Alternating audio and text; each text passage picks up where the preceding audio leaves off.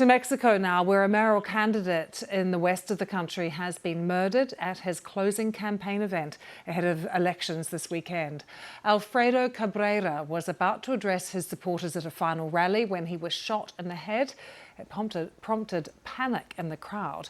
Cabrera is the latest of dozens of candidates to have been killed during this campaign, in a wave of violence largely perpetuated by drug cartels. Earlier, the frontrunner for the presidency, Claudia, closed her campaign with a huge rally in Mexico City. She is hoping to become Mexico's first female president. I've been speaking to the editor of BBC Mundo, Juan Carlos.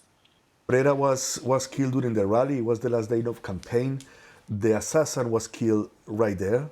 But up to now, the official figures about candidates killed is 22, but human rights groups say there is up to 40. So it has been the most deadly campaign in the recent history in Mexico. So the most deadly campaign, but at a time when things are just getting more dangerous and more violent in Mexico. It's reflecting what's happening in society. Exactly, that is.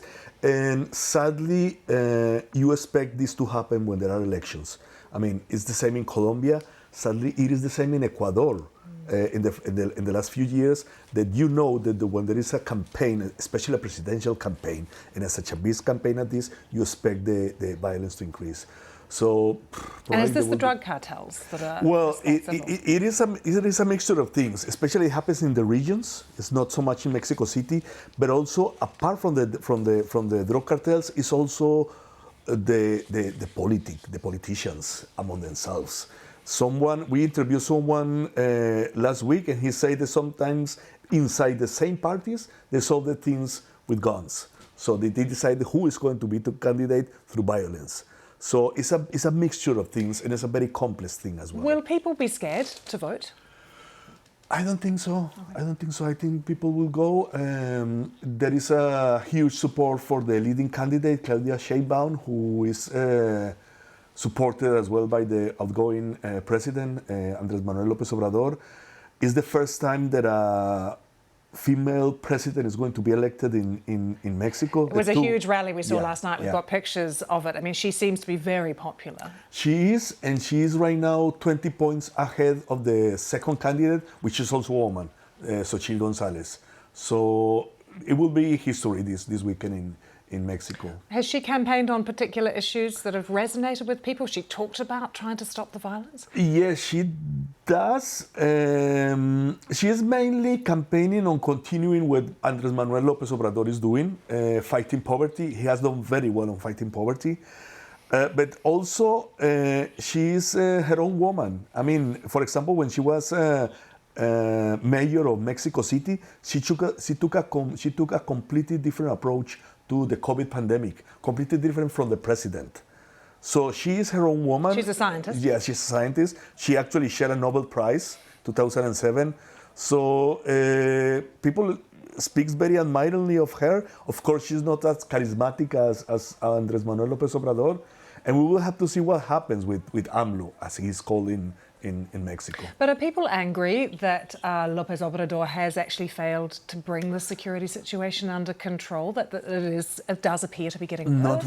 Not really. He has 60% of positive votes, positive thinking of the people right now.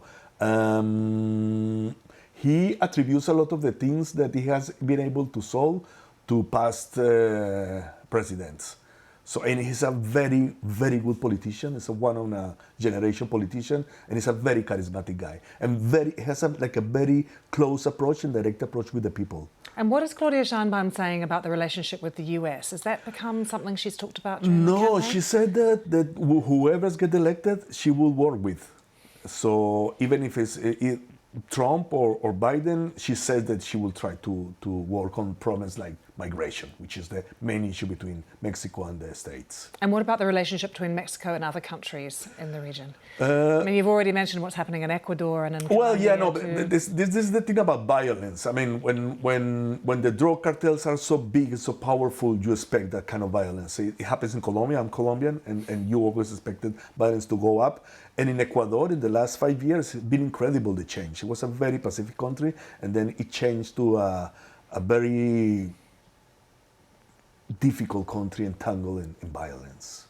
So the number one issue, if you're going out to vote on Sunday in Mexico, is it like everywhere else, the cost of living? It's The cost of living, exactly. just trying to put food on the table, look after your kids. And López Obrador has done very, very well on that issue. The editor of BBC Mundo, Juan Carlos, speaking to me a short time ago. Thanks for being with us here on BBC News.